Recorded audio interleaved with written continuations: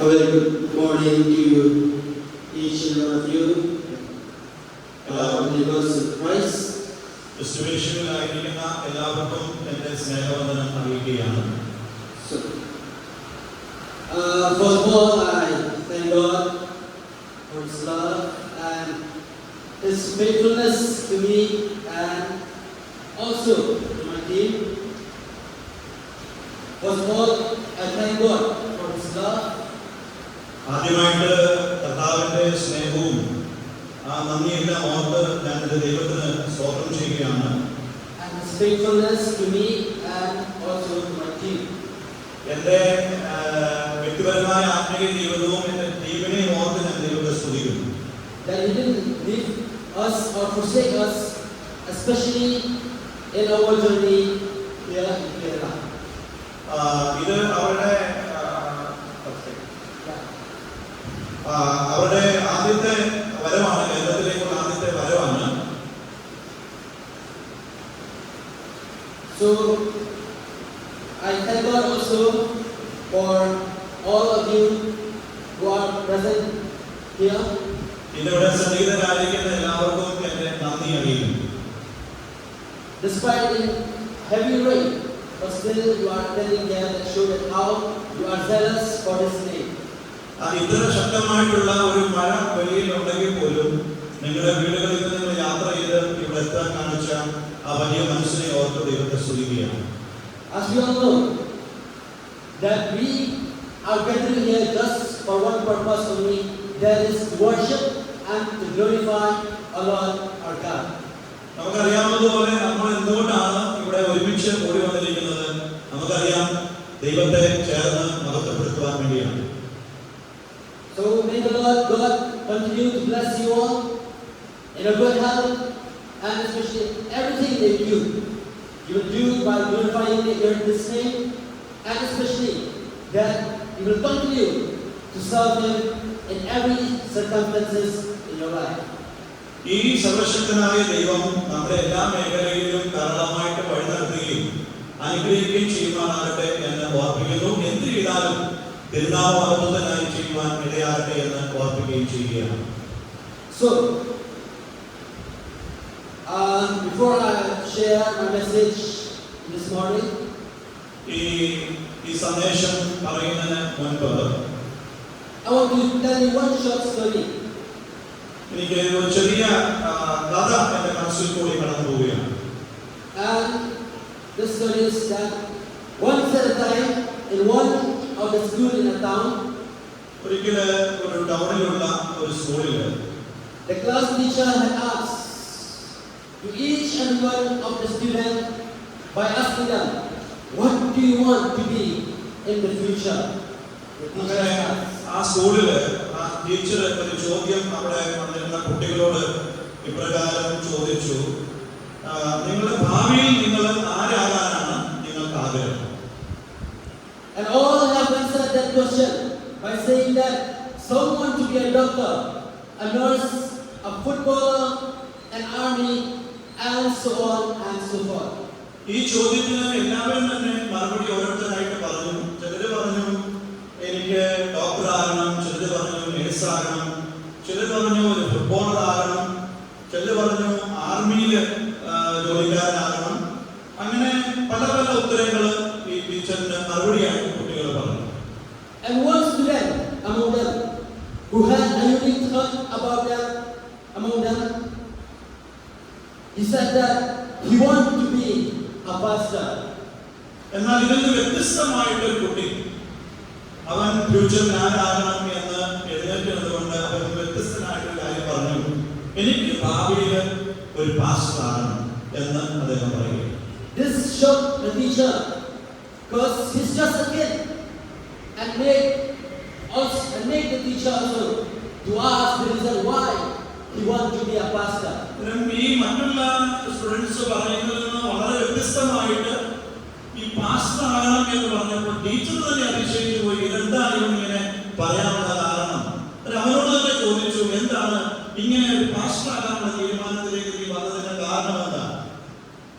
And his answer to his teacher is that my father is a pastor, So I also want to be like them, he said. ആ കുട്ടി പറഞ്ഞ പ്രകാരമാണ്, വേറൊന്നുമല്ല, എന്റെ പിതാവ് ഒരു പാസ്റ്റർ, അതുകൊണ്ട് എനിക്കും ഒരു പാസ്റ്റർ ആകണം എന്നുള്ളതാണ് എന്റെ ആഗ്രഹം. I believe that these children have served his father, how hard he worked. എന്റെ പിതാവ് എങ്ങനെ ആയിരിക്കുന്നു അതുപോലെ എനിക്കും ഒരു ദൈവവേലക്കാരനായി തീരണമെന്നാണ് ആ കുട്ടി പറഞ്ഞത്. And his work for the Lord himself, that's motivated him also to work for Christ. ആ പിതാവിൻ്റെതായിട്ടുള്ള മാതൃകാപരമായിട്ടുള്ള ജീവിതം ഈ കുട്ടിക്ക് ഒരു മോട്ടിവേഷനായി. കാരണം ആ ഒരു തീരുമാനത്തിലേക്ക് വരാൻ ഇന്ന് നമുക്കില്ലാത്തത് പാസ്റ്റർമാരുടെ പിള്ളേരെങ്കിലും ഞാൻ ഉൾപ്പെടെ ഈ വിഷയത്തിന് താല്പര്യമില്ലാത്ത തലമുറകളാണ് ഇന്ന് നമ്മുടെ ഇടയിലുള്ളത്. പക്ഷേ ഇവിടെ പറയുകയാണ്, ഈ കുട്ടി പറയുകയാണ്, എന്റെ പിതാവ് അതൊരു റോൾ മോഡൽ ആയതുകൊണ്ട് എനിക്കും അങ്ങനെ ഒരു ദൈവദാസനാകാനാണ് എന്റെ ആഗ്രഹം. So this is a teaching for us. As this kid want to be a pastor because he got motivated from this father way of life.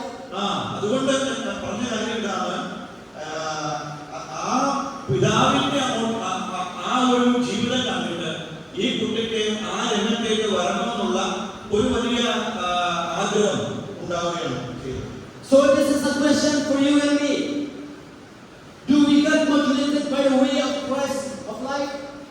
Or we can say that, do you want to ask a question? Do you have this mindset that you need to follow what Christ has shown to you? നമ്മളൊരു ക്രിസ്ത്യാനി ആയിരിക്കുന്നത് കൊണ്ട് നമ്മളോട് ഒരു ചോദ്യം ചോദിക്കുക, mindset that we need to follow what Christ has shown to you. വാസ്തവത്തിൽ ക്രിസ്തുവിനെ നമ്മൾ പിന്തുടരുവാൻ വേണ്ടി ആഗ്രഹിക്കുന്നവരാണോ? Does Christ's life motivate you to walk like them? ക്രിസ്തുവിനെ ഫോളോ ചെയ്തുകൊണ്ട് ആ ഒരു മോട്ടിവേഷനിലേക്ക് വരുവാൻ നമ്മൾ ആഗ്രഹിക്കുന്നവരാണോ? I don't want you to answer that question, but I want you to think in yourself. ഒരു കാര്യം നമ്മൾ ചിന്തിക്കണം, ക്രിസ്തുവിനായിരിക്കുന്ന നമുക്ക് ആ ഒരു മോട്ടിവേഷൻ നമുക്ക് ഉണ്ടോ എന്നുള്ളത് നമ്മൾ തന്നെ ഒന്ന് പരിശോധിക്കുക. But I just want to say this one, that Christ wants his children to follow the step that he had walked. ഇവിടെ പറഞ്ഞു വരുന്നത്, ഈ കുട്ടി പറഞ്ഞതുപോലെ എനിക്ക് ആ ക്രിസ്തുവിനെ അനുഗമിക്കുവാൻ വേണ്ടിയുള്ള, ക്രിസ്തുവിലേക്ക് നോക്കിയാൽ ഒരു പുതിയ പല എന്താ പറയുക, ഒരു മാതൃകാ സ്റ്റെപ്പുകൾ ക്രിസ്തുവിൽ നമുക്ക് കാണാൻ കഴിയുന്നുണ്ട്. ആ സ്റ്റെപ്പ് പിന്തുടരുവാൻ ക്രിസ്ത്യാനികളായ നമുക്ക് സാധിക്കും. കാരണം ഈ കുട്ടിയുടെ പിതാവിന്റെ മാതൃകയാണ് ആ കുട്ടിയെ ഈ രംഗത്തേക്ക് നയിച്ചത്. അതുപോലെ ക്രിസ്തുവിലുള്ള ആ മാതൃക, ആ വെച്ചു പോയിരിക്കുന്ന ആ പാത ക്രിസ്ത്യാനികളായ നമുക്ക് പിന്തുടരുവാൻ സാധിക്കുന്നുണ്ടോ? That means that Christ wants you and me to walk the way that he had walked first. അതുകൊണ്ട് നമ്മൾ എടുക്കേണ്ട തീരുമാനം, ഞാനും നിങ്ങളും നമ്മൾ ഓരോരുത്തരും ആ കർത്താവിന്റെ പാത പിന്തുടരണം എന്നുള്ള ഒരു ഉറച്ച തീരുമാനം നമ്മൾ എടുക്കേണ്ടവരാണ്. So, my main topic that I want to share this morning is that ഞാൻ ഇവിടെ പങ്കുവയ്ക്കാൻ പോകുന്ന ആ വിഷയം നിങ്ങളുമായിട്ടൊന്ന് തുടരുവാൻ ആഗ്രഹിക്കുകയാണ്. follow the way that Christ had walked.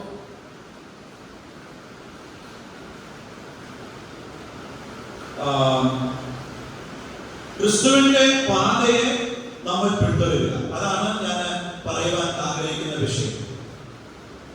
There are many things that I want to share with you all at this time. പല കാര്യങ്ങൾ പറയാൻ ആഗ്രഹമുണ്ടെങ്കിലും സമയത്തിന്റെ കുറവ് കൊണ്ട് എല്ലാം പറയുവാൻ ആഗ്രഹിക്കുന്നില്ല. But due to the limited of time, I can do that. എനിക്ക് പരിമിതമായ സമയമുള്ളത് കൊണ്ട് എല്ലാം പറയാൻ സാധിക്കുന്നില്ല. So I'll share only two things. ഞാൻ ഇവിടെ രണ്ട് കാര്യങ്ങൾ മാത്രമാണ് ഇതിനോട് ബന്ധപ്പെട്ട് പറയുവാൻ ആഗ്രഹിക്കുന്നത്. That will help us to understand ഇത് നമ്മളെ സഹായിക്കും. the way of Christ that we need to follow. ക്രിസ്തുവിന്റെ പാത നമ്മൾ പിന്തുടരുക. അതാണ് നമ്മൾ തുറന്ന് ചിന്തിക്കുവാൻ ആഗ്രഹിക്കുന്നത്. Now we'll go straight to what? ഒന്നാമതായിട്ട് To be obedient to God's word. ഒന്നാമതായിട്ട് ക്രിസ്തുവിന്റെ വചനം നമ്മൾ അനുസരിക്കുന്നവരായിരിക്കും. This is one of the attitude that Christ had. ഇത് കർത്താവിൽ നമ്മൾ കാണുന്ന ഒരു വലിയ മാതൃകയാണ്. That you and me, as a Christian, should have it as well. ക്രിസ്ത്യാനികളായിരിക്കും നമുക്കും ഈ ഒരു മാതൃക നമ്മളും പിന്തുടരേണ്ടവരാണ്. Obedience is what Allah God had. ഈ അനുസരണം എന്ന് പറയുന്നത് ദൈവത്തിൽ അല്ലെങ്കിൽ ക്രിസ്തുവിൽ നമുക്ക് കാണുവാൻ കഴിയുന്നു. The Bible tells us that He is being obedient till His death. നമുക്ക് തിരുവനന്തപുരത്ത് കാണാൻ കഴിയും പിതാവിനെ അനുസരിച്ച തന്റെ പുത്രൻ മരണം വരെയും ആ പിതാവിനെ അനുസരിച്ചതായിട്ട് കാണാൻ കഴിയുന്നു.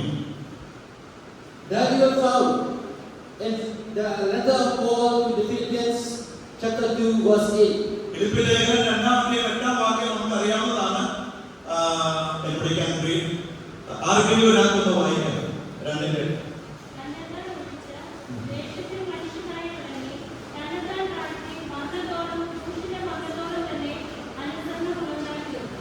അതാണ് ക്രൂശിലെ മരണത്തോളം തന്റെ പുത്രൻ അനുസരണമുള്ളവനായി തീർന്നു. അതാണ് നമ്മുടെ ഇവിടുത്തെ ചിന്താവിഷയം. And notice that it is because of Christ's obedience you and I were saved. ക്രിസ്തുവിന്റെ അനുസരണമാണ് നമ്മൾ ഓരോരുത്തരും രക്ഷിക്കപ്പെടുവാൻ കാരണമായി തീർന്നത്. പിതാവിനോടുള്ള തന്റെ അനുസരണമാണ് നമ്മുടെ രക്ഷയ്ക്ക് കാരണമായി. I want you to think of how it will be if Christ had this obedient heart. നമ്മൾ ചിന്തിക്കുക, നമ്മൾ ക്രിസ്തുവിനെ അനുസരിച്ച് മുൻപോട്ട് പോകുന്നവരാണോ? അങ്ങനെ ഒരു ഹൃദയം നമുക്കുണ്ടോ? If he had that kind of heart, he would not came to this earth.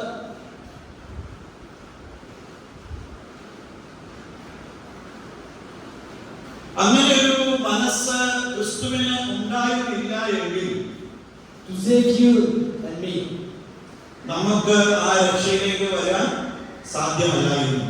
and all mankind will stop in the slavery of sin which lead to death. അങ്ങനെ ക്രിസ്തു അനുസരണത്തിന് വിധേയപ്പെട്ടില്ലായിരുന്നുവെങ്കിൽ ഇന്ന് മനുഷ്യന്റെ ജീവിതം അല്ലെങ്കിൽ നമ്മുടെയൊക്കെ ജീവിതം എപ്രകാരമായി തീർന്നേനെ എന്ന് സ്റ്റക്കായി, അത് പാപത്തിന്റെ അടിമത്തത്തിൽ തന്നെ സ്റ്റക്കായി നിൽക്കുന്ന, നിശ്ചലമായി പരിഹാരമില്ലാതിരിക്കുന്ന ഒരു അവസ്ഥയിലേക്ക് വന്നേനെ ക്രിസ്തുവിന്റെ ആ അനുസരണമില്ലായിരുന്നെങ്കിൽ. For the wages of sin is death, said the Bible in Romans 6:23.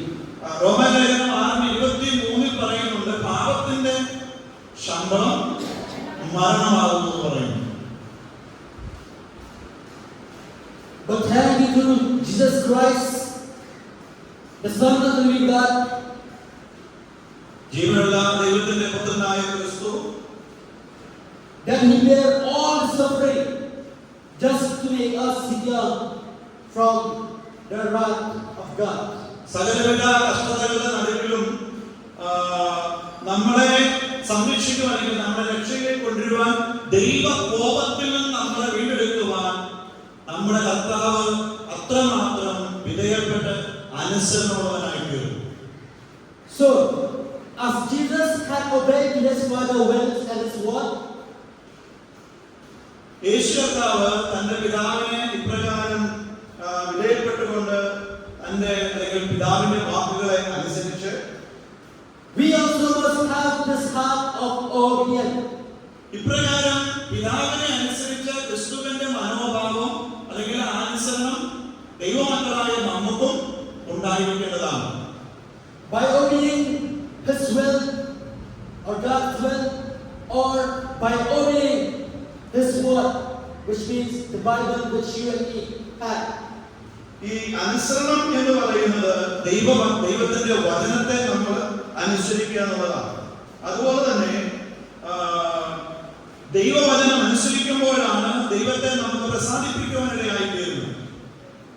Obedience is what our God is well pleased. 1 ശമൂവേലിന്റെ പുസ്തകം 15-22 വാക്യം നമുക്ക് അറിയാവുന്ന പോലെ എന്താ പറയുന്നത്? അനുസരണം യാഗത്തേക്കാൾ നല്ലത് എന്ന് 1 ശമൂവേൽ 15-22 വാക്യത്തിൽ നമുക്ക് കാണാൻ കഴിയുന്നുണ്ട്. The Bible tells us in 1 Samuel 15:22. Yes, I already said that. 1 ശമൂവേൽ 15:22 അനുസരണം യാഗത്തേക്കാൾ നല്ലത് എന്ന് നമുക്ക് കാണുവാൻ കഴിയുന്നു. So, you and me must have this kind of obedient heart so that we will get a good fruit from Christ. ക്രിസ്തുവിൽ നിന്ന് നമുക്ക് നല്ലൊരു ഫലം ഉണ്ടാകണമെന്നുണ്ടെങ്കിൽ നമുക്ക് ഓരോരുത്തർക്കും ഈ അനുസരണമുള്ള ഒരു ഹൃദയം ഉണ്ടായിരിക്കേണ്ടത് ആവശ്യമാണ്. അനുസരണമുള്ള ഹൃദയം ഉണ്ടെങ്കിൽ മാത്രമേ നല്ലൊരു ഫലവത്തായിട്ടുള്ള ജീവിതം നമുക്ക് നയിക്കാൻ കഴിയത്തുള്ളൂ. Don't be like Jonah. Okay, ജോനയെ കുറിച്ചൊന്ന് ചിന്തിക്കുമ്പോൾ And don't be like Saul, the King Saul.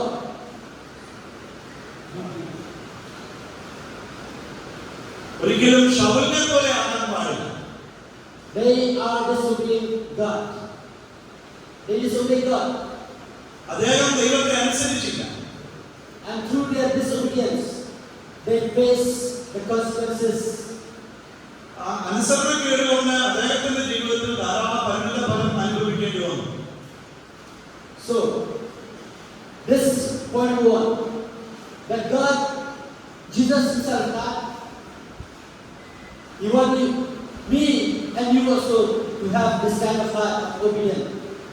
ക്രിസ്തുവിന്റെ ആ ഹൃദയം പോലെ രക്ഷിക്കപ്പെട്ട നമ്മുടെ ഓരോരുത്തരുടെയും ഹൃദയം അനുസരണമുള്ള മനോഭാവവും ഹൃദയമുള്ളവരായി തീരണം എന്നുള്ളതാണ് ഒന്നാമതായിട്ട് നമ്മൾ മനസ്സിലാക്കുന്നത്.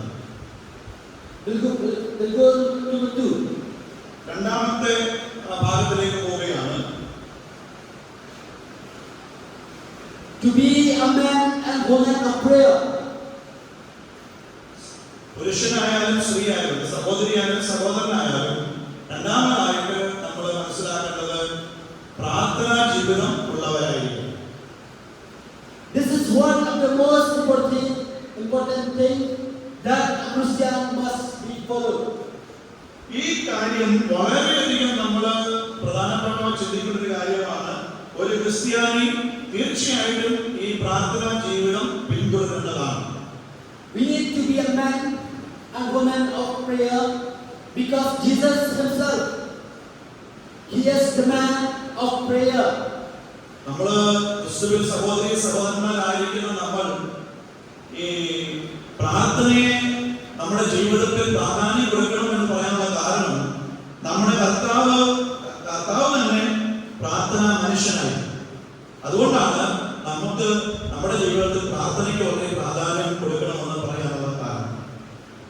There are many Bible references that supports or show that Jesus is the man of prayer. ക്രിസ്തു ഒരു പ്രാർത്ഥനാ മനുഷ്യനാണ് എന്നതിന്റെ ധാരാളം വാക്യങ്ങൾ ദൈവവചനത്തിൽ നമുക്ക് പലയിടങ്ങളിലായിട്ട് കാണാൻ കഴിയുന്നുണ്ട്. When I read the Bible, I saw that Jesus, he prayed before he started his public ministry. ഞാൻ ദൈവത്തിന്റെ വചനം വായിച്ചപ്പോ ധാരാളം സ്ഥലങ്ങളിൽ കർത്താവ് പ്രാർത്ഥിച്ചതായിട്ട് കാണുന്നു. He prayed for his disciples. അദ്ദേഹത്തിന്റെ ശിക്ഷകണത്തിന് വേണ്ടി അദ്ദേഹം പ്രാർത്ഥിച്ചതായിട്ട് കാണുന്നുണ്ട്. He prayed before his executions as well. അദ്ദേഹത്തിന്റെ കഷ്ടാനുഭവങ്ങൾക്ക് മുമ്പ് ക്രൂശീകരണത്തിന് മുമ്പൊക്കെ അദ്ദേഹം ശക്തമായി പ്രാർത്ഥിക്കുന്നതായിട്ട് കാണുന്നുണ്ട്. And also the most important prayer that he made is that he prayed for those who crucified or persecute him. അദ്ദേഹത്തെ ക്രൂശിക്കുവാൻ വേണ്ടി കൊണ്ടുപോകുമ്പോഴും അദ്ദേഹത്തെ പിടിക്കപ്പെടുവാൻ വേണ്ടി കൊണ്ടുപോകുമ്പോഴൊക്കെ യേശു കർത്താവ്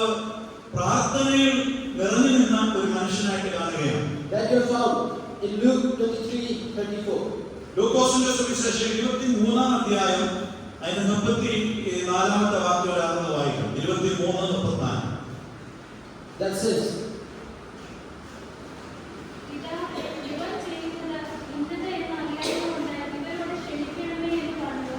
പിതാവേ ഇവർ ചെയ്യുന്നത് എന്തെന്ന് അറിയായാൽ ഇവരോട് ക്ഷമിക്കണമേ എന്ന് പറഞ്ഞു.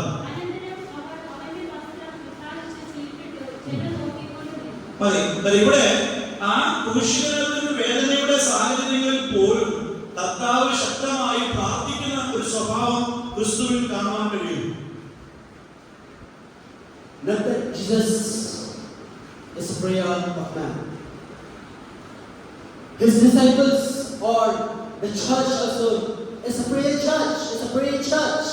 അദ്ദേഹത്തിന്റെ ശിഷ്യന്മാരും അതുപോലെ സഭയും ശക്തമായി പ്രാർത്ഥിക്കുന്ന ആ സാഹചര്യങ്ങളാണ് നമുക്ക് കാണാൻ കഴിയുന്നത്. The believers at the early church is a praying church. ആദിമ നൂറ്റാണ്ടിലെ സഭയെ കുറിച്ച് നമ്മൾ നോക്കുമ്പോഴും ആ സഭ ശക്തമായി പ്രാർത്ഥിക്കുന്ന ഒരു സഭയായിരുന്നു. Which shows us in the book of Acts. അപ്പോസ്തലപ്രവൃത്തി 4-ാം അധ്യായത്തിൽ അതിനെ സംബന്ധിച്ച് നമുക്ക് കാണാൻ കഴിയുന്നു. Chapter 4. 4-ാം അധ്യായം. And not that only that from the Bible tells us some of the great men and women or the church that prayed from the history itself. It shows. ദൈവവചനത്തില് പലയിടങ്ങളിൽ നമ്മൾ പരിശോധിക്കുമ്പോൾ ദൈവസന്നിധിയിൽ ശക്തമായി പ്രാർത്ഥിച്ച അനേക ദൈവദാസന്മാരെയും അതുപോലെ ചർച്ച ഹിസ്റ്ററിയൊക്കെ നമ്മൾ പഠിക്കുമ്പോൾ അനേക പ്രാർത്ഥിക്കുന്ന വീരന്മാരെയൊക്കെ നമുക്ക് കാണാൻ കഴിയുന്ന ഒരാളാണ് ജോൺ നോക്സ് എന്ന് പറയുന്ന മനുഷ്യൻ.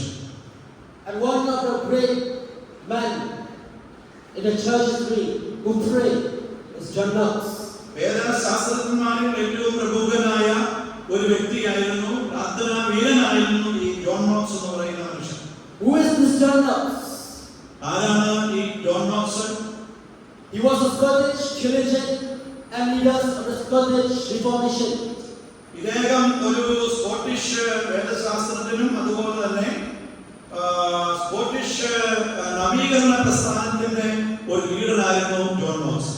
He was a man of prayer and he was known by those close to him as an eminent wrestler with God in prayer. അദ്ദേഹത്തെ ഒരു പ്രാർത്ഥനാ മനുഷ്യനാണ് അല്ലെങ്കിൽ പ്രാർത്ഥനാ മനുഷ്യനെന്ന് അറിയപ്പെട്ടിരുന്നു. മാത്രമല്ല ദൈവത്തോട് മല്ലിടുന്ന ഒരു പ്രാർത്ഥനാ വീരൻ എന്ന് വേണമെങ്കിൽ ജോൺ നോക്സിനെ നമുക്ക് വിളിക്കാൻ കഴിയും. That means that they call him as a fighter against God in prayer. അതിന്റെ അർത്ഥം ജോൺ നോക്സ് ഏത് സമയത്തും ദൈവസന്നിധി ശക്തമായി പ്രാർത്ഥിച്ചുകൊണ്ടിരുന്ന ഒരു മനുഷ്യനാണ്. And most of everyone they fear him because he's a man of prayer. Most of people at those times fear him because of his prayer. ആ കാലത്ത് ജോൺ നോക്സിനെ ഒരു വലിയ കൂട്ടം ജനം ഭയപ്പെട്ടിരുന്നു. കാരണം വേറൊന്നുമല്ല, അദ്ദേഹം വളരെയധികം പ്രാർത്ഥിക്കുന്ന മനുഷ്യനായിട്ട് ജനത്തിന് അദ്ദേഹത്തെ ഭയമായിരുന്നു. Yes, you are a man and woman who pray to God. നമ്മളായിരിക്കുന്ന ഓരോ സഹോദരന്മാരും സഹോദരിമാരും ശക്തമായ പ്രാർത്ഥനാ ജീവിതം നമ്മൾ കെട്ടിപ്പടുക്കേണ്ടവരാണ്. The Queen of Scots, Mary, she said that I fear John Knox's prayer more than all the assembled armies of Europe. She said. Queen of Scots, സ്കോട്സിലെ രാജ്ഞി, സഹോദരന്റെ പേര് മേരി എന്നാണ്. ഈ ജോൺ നോക്സിനെ കുറിച്ച് ആ രാജ്ഞി പറഞ്ഞൊരു കാര്യം, ഞാൻ ജോൺ നോക്സിനെ വളരെയധികം ഭയപ്പെടുന്നു. കാരണം യൂറോപ്പിലെ ഒത്തുകൂടുന്ന ആർമിയേക്കാൾ ജോൺ നോക്സിന്റെ പ്രാർത്ഥന ഭയങ്കരമാണ്. ഒരു ആർമിയുടെ ബലത്തേക്കാൾ ജോൺ നോക്സിന്റെ പ്രാർത്ഥന ശക്തമായതുകൊണ്ട് ഞാൻ ജോൺ നോക്സിനെ ഭയപ്പെടുന്നുവെന്ന് ഈ സ്കോട്ടിഷ് രാജ്ഞി മേരി ഈ പ്രസ്താവന നടത്തിയിരുന്നു. I want to tell you this once also. I want to tell This one's also to you and me. അതാണ് എനിക്ക് നിങ്ങളോട് ഓരോരുത്തരോടും പറയാനുള്ളത്. That we can be like him. Also, we can be like him. നമുക്കും അവരെ പോലെ ആയിത്തീരുവാൻ കഴിയും, അല്ലെങ്കിൽ ആകണം. But only in one condition. ഒരു വ്യവസ്ഥയുള്ളൂ. We must be a man and woman of prayer. നമ്മൾ കർത്താവിന്റെ സന്നിധിയിൽ ശക്തമായി പ്രാർത്ഥിക്കുന്ന സഹോദരി സഹോദരന്മാരായിരിക്കണം. One of the conditions that I really like was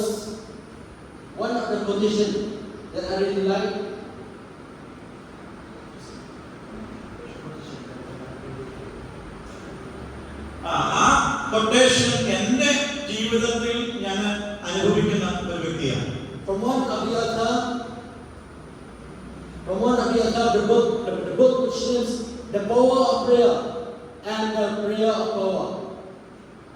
ഒരു പുസ്തകം ഞാനിങ്ങനെ വായിച്ചിട്ടുണ്ട്. പ്രാർത്ഥനയിൽ കൂടിയാണ്, പ്രാർത്ഥന ശക്തിയാണ്, പ്രാർത്ഥനയിൽ കൂടി മാത്രമേ ആ ശക്തി സംഭരിക്കാൻ കഴിയുള്ളൂ.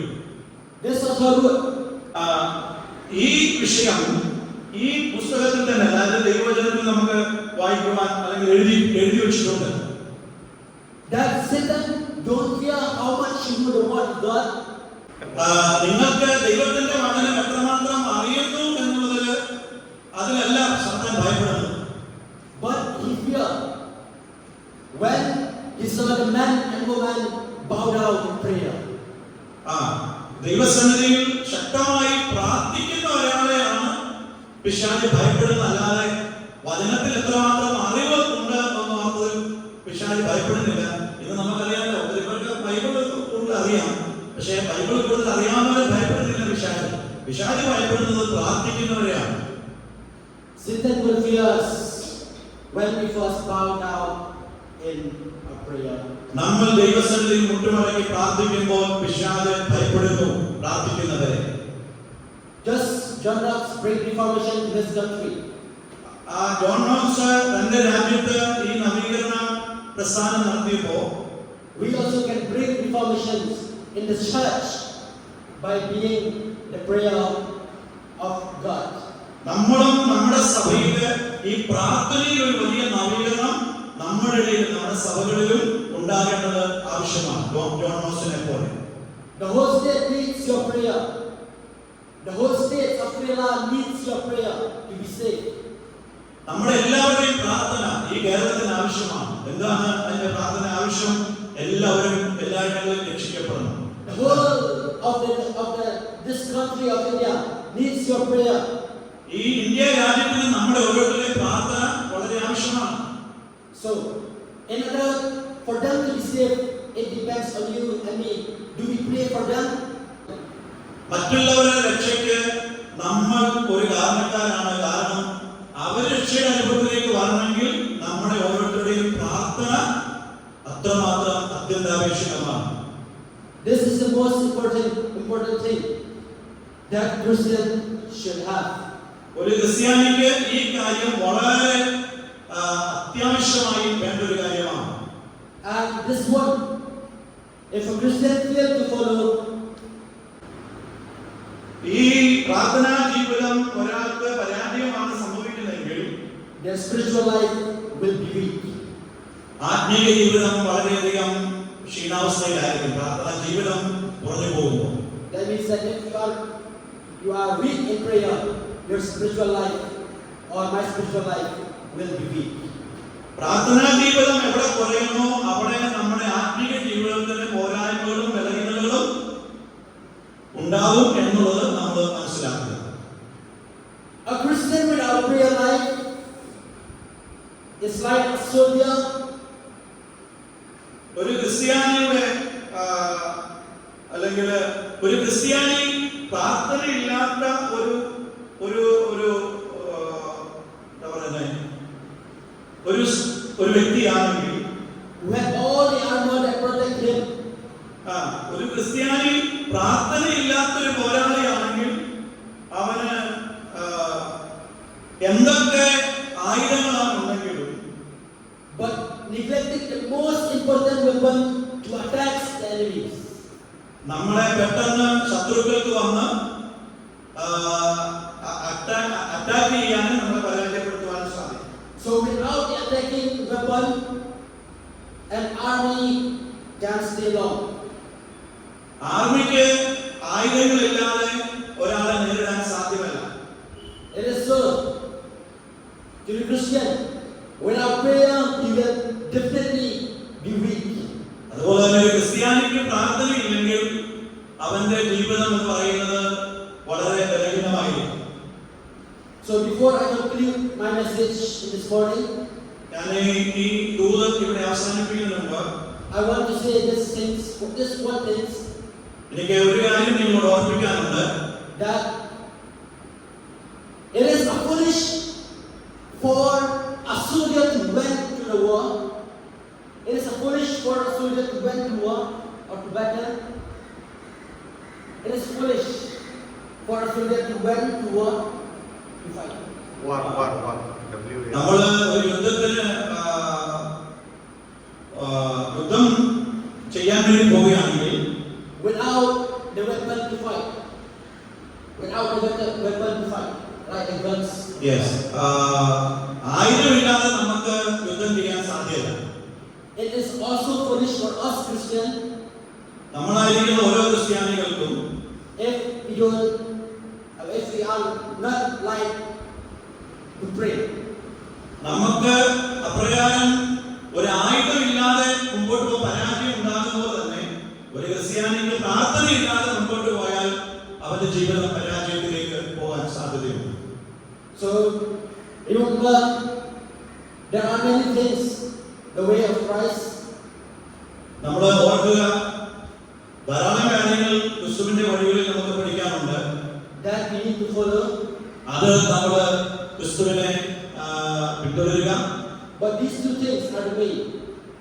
ഈ രണ്ട് കാര്യങ്ങൾ പ്രധാനമായിട്ടും നമ്മൾ ഓർത്തിരിക്കേണ്ടത് ആവശ്യമാണ്. That is obedient to God's word. ഒന്ന്, ദൈവത്തിന്റെ വചനം നമ്മൾ അനുസരിക്കുക. Or to be a man and woman of prayer. പ്രാർത്ഥനയുള്ള സഹോദരി സഹോദരന്മാരായിരിക്കുക. So all these words this morning.